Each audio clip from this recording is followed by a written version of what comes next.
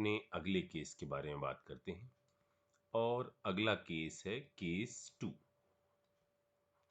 Case 2 क्या था? Case 2 ये था कि यदि ऐसा हो कि मेटल की तरफ लिगेंड अपने पाई इलेक्ट्रॉन्स डोनेट करे और ऐसे लिगेंड्स जो हैं ये आपका पेन बदल लो, ऐसे लिगेंड्स जो हैं ये ऑर्गेनिक लिगेंड या एल्कीन टाइप लिगेंड होते हैं। एल्कीन टाइप लिगेंड या इसको हम क्या नाम देते हैं? ऑर्गेनिक लिगेंड नाम देते हैं। ठीक है, ऑर्गेनिक लिगेंड्स। अच्छा, अब जरा बात सुनो, इसके अंदर डोनेशन जो होता है एल्कीन है, मतलब कार्बन कंटेनिंग कंपाउंड है, मतलब कौन से ग्रुप को बिलोंग कर रहा है, कौन से पीरियड में बिलोंग कर रहा है? सेकेंड पीरियड में बिलोंग कर रहा है। सेकेंड पीरियड में बिलोंग कर रहा है, इसका मतलब जब इधर से इलेक्ट्रॉन वापस आएगा तो कार्बन चूंकि सेकेंड पीरियड में बिलोंग कर रहा है, ये इलेक्ट्रॉन जाएंगे कार्बन के कहां पर? पाई स्टार वाले में, मतलब एंटी बॉन्डिंग मॉलिक्यूलर ऑर्बिटल में जाएंगे। ठीक है। अच्छा, जैसे इसका जो एग्जाम्पल है सबसे इंपॉर्टेंट वो है जीजिस सॉल्ट। जैसे हमने ये लिखा,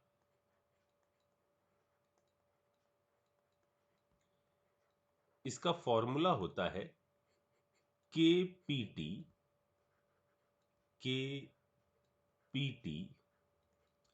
Cl3 नीटा 2 और C2H4। ठीक है, मैं इसके बारे में आगे बात करूं उससे पहले एक चीज समझ लो। देखो जैसे आपका जो ऑर्गेनिक लिगेंड है जैसे C2H4 है, ठीक है, यानी CH2 डबल बॉन्ड CH2, तो ये सामने वाले मेटल को क्या करेगा? अपने इलेक्ट्रॉन क्लाउड, दो इलेक्ट्रॉन जो है वो इसको डोनेट करेगा। ठीक है, तो जब भी पाई से डोनेशन होता है तो उसके आगे हम क्या लगाते हैं? नीटा लगाते हैं, इस टाइप का टर्म। और इसके ऊपर ये बताता है, ये जो चीज लिखी होती है ये इंफॉर्मेशन देती है कि इस लिगेंड के अंदर नंबर ऑफ कार्बन कितने हैं। ठीक है, जैसे ये इसको कितने इलेक्ट्रॉन दे रहा है? 2 इलेक्ट्रॉन दे रहा है। ठीक है, और इसका नाम क्या हो जाएगा? इसका यदि हम नाम लिखें तो ये हो जाएगा नीटा 2 एथिलीन। नॉर्मल, कोई दिक्कत नहीं है, नीटा 2 एथिलीन। ठीक है, और यदि ये देखो कैसा लिगेंड है, इस पर कोई चार्ज है क्या? नहीं, कोई चार्ज नहीं है, न्यूट्रल है, तो क्या आएगा? ईन आएगा, नॉर्मल जैसे लिखते हो। और यदि निगेटिवली चार्ज है तो आप क्या लिखते हो? ई हटाकर वाई एल लगा देते हो। ठीक है, अभी इसके कुछ एग्जांपल देखते हैं। पहले ये समझ में आया इसका नाम कैसे लिखा जाएगा? इस टाइप से लिखा जाएगा। अच्छा, ऐसे हम कुछ और लिगेंड्स के बारे में जरा यहां जानकारी ले लेते हैं। इसमें पहले हम ये कहानी इधर से जो है इसको सेपरेट कर रहे हैं, इस पर अभी वापस आ रहे हैं जीजिस सॉल्ट पर। पहले इस चीज को निपटा लेते हैं। देखो, जैसे हमने एक कंपाउंड ये लिया,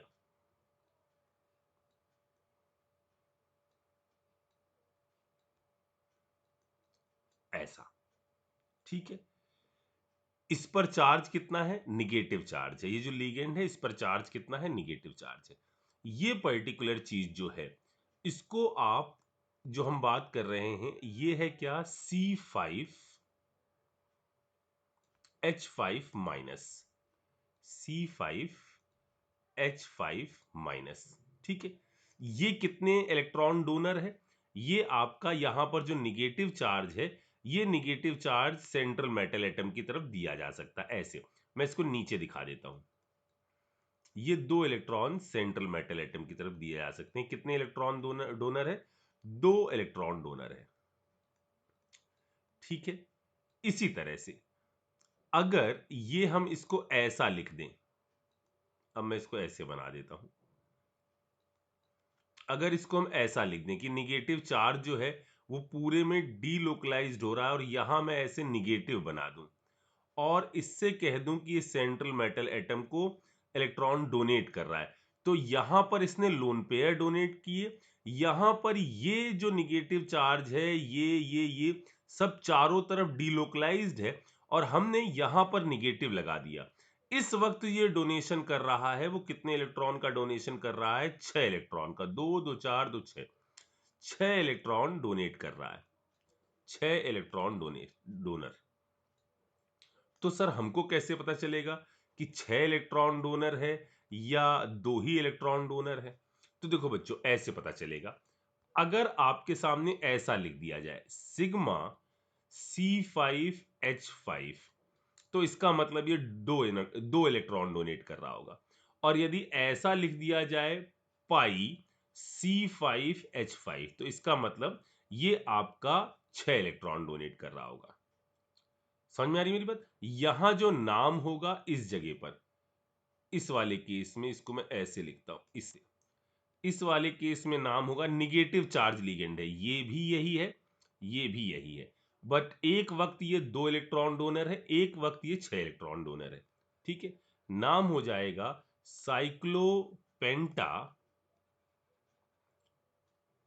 डाइईन है, साइक्लोपेंटा डाइईन है। तो ईन में ई हटाकर YL लगा दो, साइक्लोपेंटा डाइइनाइल, ये वाली चीज है। इसको कैसे लिखोगे? अगर पाई डोनर है ना, तो उसके आगे क्या आता है? नीटा। IUPAC नेम लिखते वक्त नीटा। और इसमें कितना है? C5। और नाम के अंत में चूंकि निगेटिव चार्ज है, नाम के अंत में तो यही चीज आ जाएगी। बस दोनों में अंतर, यहां नीटा रहेगा, यहां नीटा नहीं रहेगा। साइक्लोपेंटा डाइइनाइल। ठीक है, आसान है, कुछ भी नहीं है, और बहुत रेयर है इसका आना। ये भी आप समझ लीजिए, ऐसा नहीं है कि ये इजी आएगा, इजीली आ जाएगा, ऐसा नहीं होगा। ठीक है। इसी तरह से जैसे मैं बात कर लूं आपके सामने C3H5-, ये कैसा है? एलाइल है। ठीक है, तो ये दो टाइप से, जैसे हमने कहा CH2-, CH double bond CH2, इसने अपने लोन पेयर को सेंट्रल एटम को दिए। ठीक है, इस वक्त ये कितने डोनर एटम है? 2 डोनर एटम, ये इलेक्ट्रॉन जो है 2 इलेक्ट्रॉन को डोनेट कर रहा है। किस कैसा? सिग्मा। तो यहां टर्म क्या आ जाएगा? सिग्मा। और नाम क्या आ जाएगा? नाम नॉर्मल, इधर आ जाएगा सिंपली एलाइल। ठीक है, और अगर ये ऐसा होता, CH double bond, partial double bond बना देता हूं मैं, CH ऐसा ऐसा, इधर CH ऐसा ऐसा, तो यहां से और यहां से ये आपका कितने इलेक्ट्रॉन डोनेट करता? 4 इलेक्ट्रॉन डोनेट करता। ठीक है, नाम क्या हो जाता? नीटा 3 एलाइल। YL तो ऑलरेडी है ही। ठीक है, कहीं पर बेंजीन है, बस लास्ट पॉइंट, कहीं पर बेंजीन है और बेंजीन अपने इलेक्ट्रॉनिक क्लाउड डोनेट कर रहा है। तो कितने इलेक्ट्रॉन डोनेट कर रहा है? ये 6 इलेक्ट्रॉन डोनेट कर रहा है। नाम होगा नीटा 6, कार्बन 6 है और बेंजीन, सिंपल।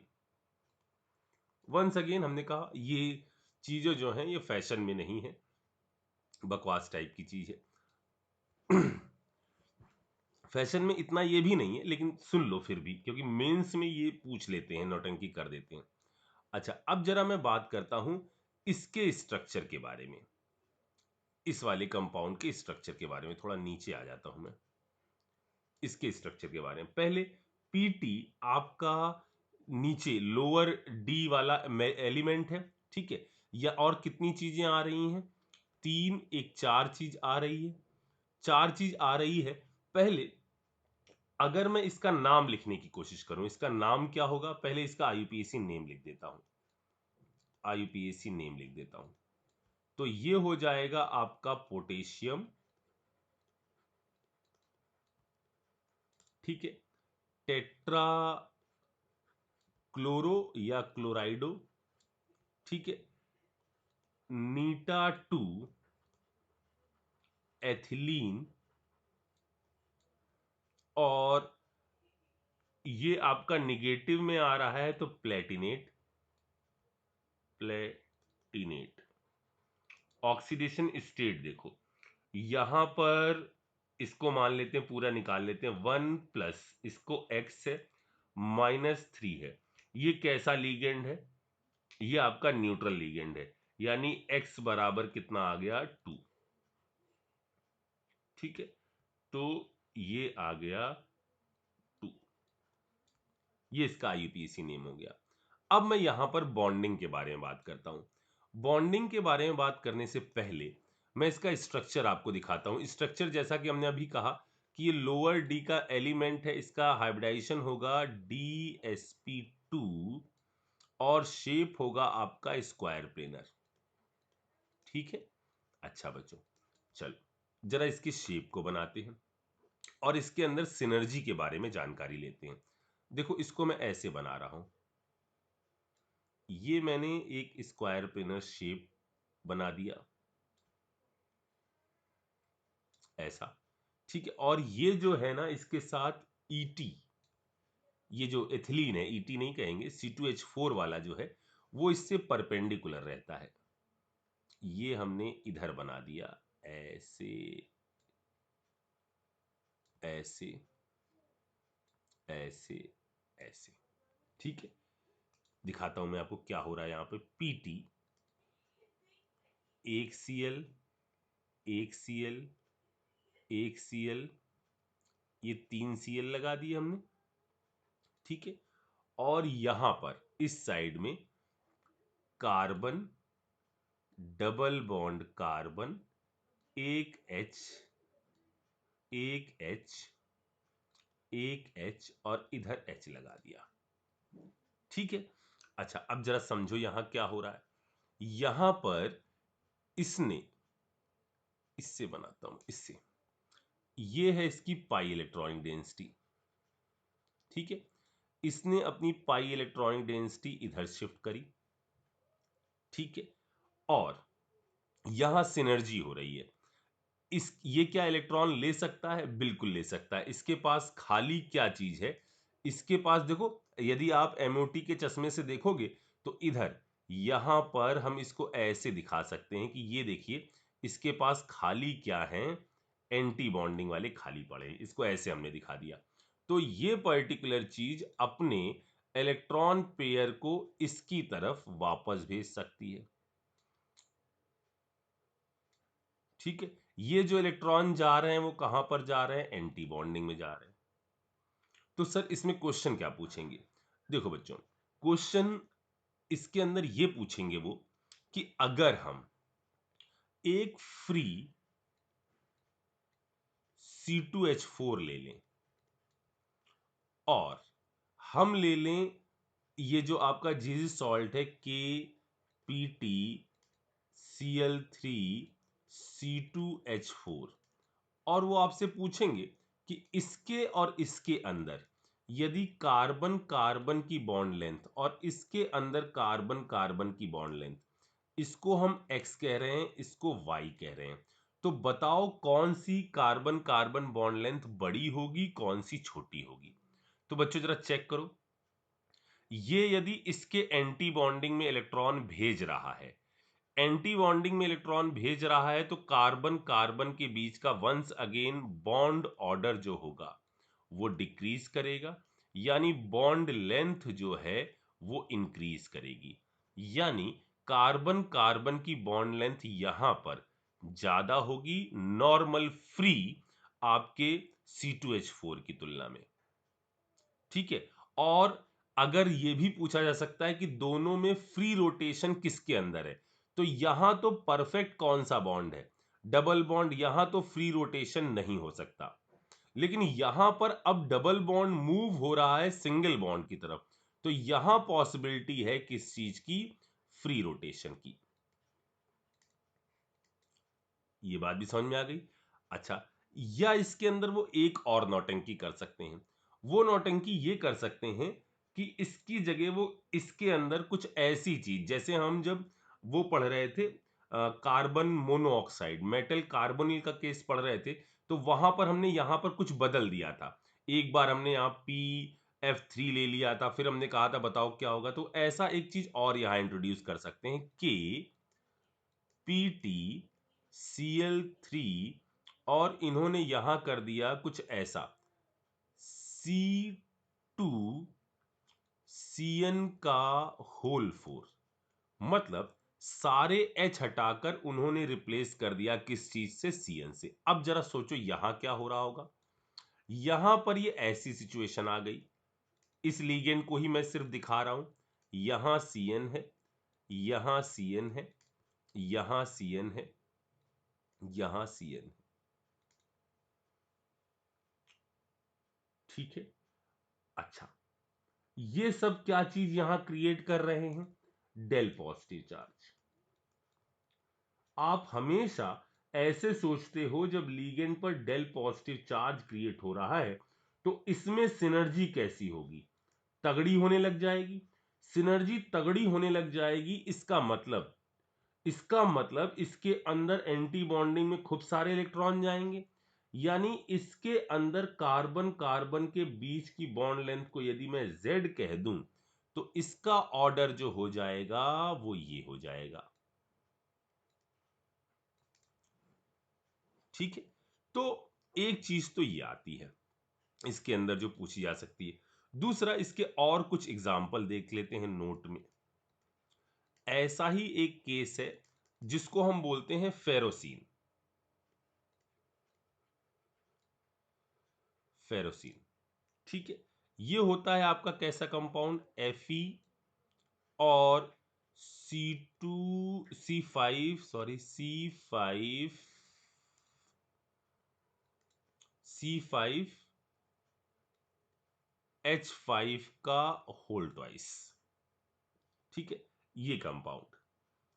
अच्छा, इसको क्या कहते हैं? फेरोसिन कहते हैं। नाम क्या है? ये आपका पाई डोनर है। ये वाली चीज जो है पाई डोनर है, तो इसको मैं ऐसे लिख देता हूं, एफीनीटा।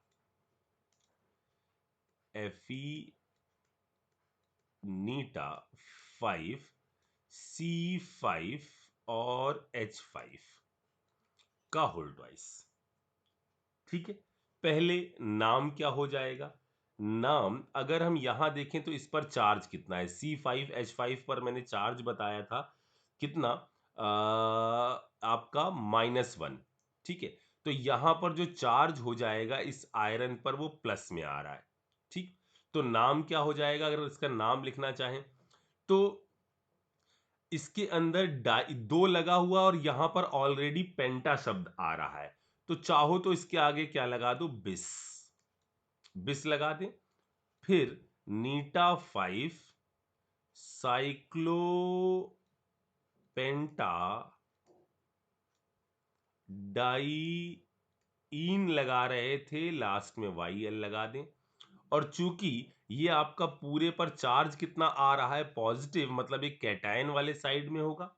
नहीं, नेट में कैसा आ रहा है? न्यूट्रल, कोई भी चार्ज नहीं, क्योंकि इस पर +2 है, इस पर -2 है। तो अगर एनायन वाले साइड में आता है तब तो 8 वेट लगता है, अदरवाइज नॉर्मल। तो हम क्या लिख दें? यहां हम लिख दें आयरन। न्यूट्रल है, कोई भी ऑक्सीडेशन स्टेट नहीं। ठीक है, ये आ जाएगा इसका नाम। अच्छा, स्ट्रक्चर वाइज इसके अंदर कुछ खास इंपॉर्टेंस नहीं है। ऐसे आप देख लो कि ये आपका है पाई वाला डोनर, ये Fe, ये पाई वाला डोनर। ठीक है ना? इधर वाले में भी देना और लेना चल रहा है, इधर वाले में भी देना और लेना चल रहा है। ठीक है। ऐसा ही एक एग्जाम्पल है CrC6H6 का होल ट्वाइस। इसमें भी सैंडविच रहता है ये क्रोमियम इसके बीच में, Cr ऐसे, इधर भी देना लेना चल रहा है, इधर भी देना लेना चल रहा है, ठीक है। अच्छा, इसके बाद हालांकि ये क्वेश्चन उतना इंपॉर्टेंट नहीं है, लेकिन अगर मैं आपको इसके लिए, इस वाले के लिए EAN पूछ लूं, फाइंड EAN, इसका EN फाइंड करो। PT का मैंने एटॉमिक नंबर, जब भी ऐसा आएगा तो एटॉमिक नंबर गिवन रहेगा, आप उसके लिए टेंशन मत लो। PT का एटॉमिक नंबर हमने गिवन कर दिया है 78, और आपसे कहा गया कि बताओ इसके अंदर EAN की वैल्यू क्या होगी, ठीक है। तो क्या निकाल सकते हैं अपन? तो पहले इसके अंदर चार्ज देख लो, तो चार्ज क्या आ जाएगा, चार्ज 1 + x -3। अब C2 इस पर चार्ज कितना है, 0, यानी x बराबर कितना आ गया, x बराबर आ गया 2, ठीक है। तो 78 - 2, यही करते थे EN में। कितने इलेक्ट्रॉन डोनेट कर रहे हैं, ये आपका सब 2-2 इलेक्ट्रॉन डोनेट कर रहे हैं, ठीक है। तो प्लस हो गया कितना, यहां से आ गया 6 और यहां से कितना आ गया 2 और, यानी 8 आ गया, ठीक है। यानी इसका EN कितना आ गया, इसका EN आ गया 84 ना, यहां 6 8, ठीक है, 84 आ गया इस जीजिस सॉल्ट का EN, ठीक है। अच्छा, कोई इसके लिए पूछ लेता आपको कि इसके लिए EN कितना है, तो क्या आप इसके लिए EN बता सकते? मुझे बताओ इसके लिए EAN की क्या वैल्यू आ रही होगी। पहले C5H5 पर चार्ज कितना है, चार्ज है इसके अंदर -1 का, कितने इलेक्ट्रॉन डोनेट कर रहा है, यहां N5 है, यानी ये आपका पाई डोनेट कर रहा होगा, यानी सारे इलेक्ट्रॉन डोनेट हो रहे होंगे, यानी 6 इलेक्ट्रॉन डोनेट कर रहा होगा। मुझे बताओ कि इसका EN कितना आ रहा है, ठीक है। अगर तो EN 36 आ रहा है तो ये सिडविक रूल्स को फॉलो कर रहा है। तो बताओ क्या ये कंपाउंड सिडविक रूल को फॉलो कर रहा है या नहीं कर रहा है, ठीक है। अच्छा, एक बात और सुनो जरा सा, यहां पर मैं कंपाउंड, एक चीज आपको बोलता हूं, इसको भी नोट का ये पहला पॉइंट लिख देता हूं, फर्स्ट, और मैं बात करता हूं नोट के दूसरे पॉइंट की। नोट का दूसरा पॉइंट है ऑर्गेनोमेटेलिक कंपाउंड के बारे में।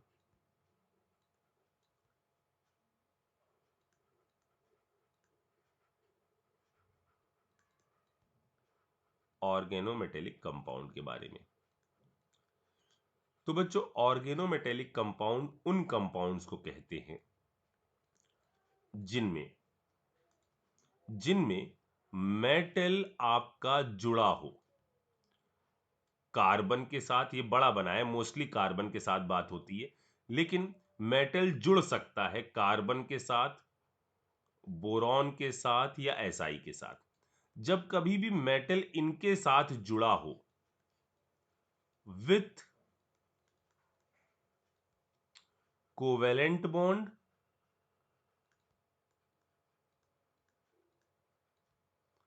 और कोऑर्डिनेट बॉन्ड,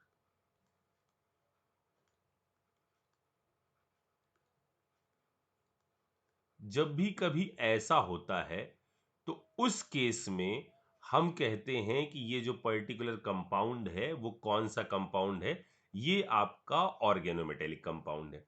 जैसे मैं यहां पर आपको पूछ रहा हूं कि फेरोसीन है,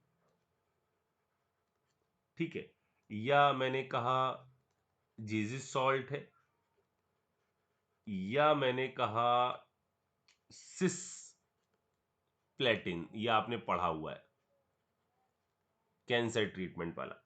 इनमें आपको क्या लग रहा है कि कौन सा ऑर्गेनोमेटेलिक कंपाउंड नहीं है? तो फेरोसीन के अंदर देखिए, फेरोसीन के अंदर नो डाउट कार्बन और इसके अंदर कोऑर्डिनेट बॉन्ड है, ये अपने लोन पेयर दे रहा है, तो ये आपका ऑर्गेनोमेटेलिक कंपाउंड है, इसके अंदर भी कार्बन दे रहा है। अब अगर आपको ये पता है तो मुझे बताओ कि इसके अंदर क्या मेटल और कार्बन के बीच का बॉन्ड है, तो आपको पता चलेगा नहीं, ये आपका ऑर्गेनोमेटेलिक कंपाउंड नहीं है। इतनी बात समझ में आ गई। जैसे जैसे हमने कहा एक कंपाउंड में यहां ले रहा हूं TeL, इसको बोलते हैं tetra ethyl lead, tetra ethyl C2H5Pb, anti knocking compound है। इंजन के अंदर जो नॉकिंग होती है उसको कम करने के लिए इसका यूज होता है। एंटी नॉकिंग कंपाउंड है टेट्राइथाइलेट।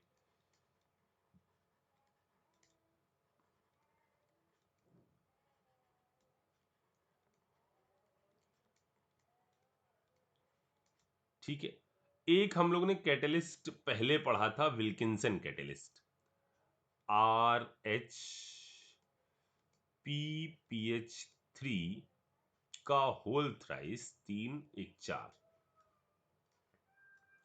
ये आपका है क्या, विल्किंसन कैटलिस्ट।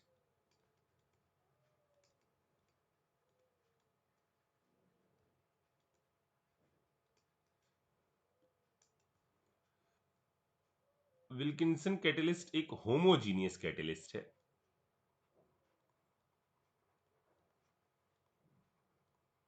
क्या मतलब होता है होमोजीनियस का? होता क्या है होमोजीनियस का मतलब कि अगर रिएक्टेंट की फेज और कैटलिस्ट की फेज, यहां पर कोई कैटलिस्ट ले रहे हो, इसकी फेज और इसकी फेज सेम है, तो ये होमोजीनियस कैटलिस्ट कहलाता है। प्रोडक्ट से मतलब नहीं है। रिएक्टेंट और कैटलिस्ट दोनों सॉलिड दोनों गैस ऐसा है, तो कैटलिस्ट होमोजीनियस कैटलिस्ट कहलाता है। और अगर इनकी फेज में अंतर है तो ये हेट्रोजीनियस कैटलिस्ट कहलाता है। तो विल्किंसन कैटलिस्ट है होमोजीनियस कैटलिस्ट, और हाइड्रोजनेशन के लिए यूज होता है, used for hydrogenation। ये बात समझ में आ गई। चलो जल्दी से इसको निपटाओ, फिर अपन आगे बात करते हैं, इसके अंदर कुछ और चीजों को समझते हैं।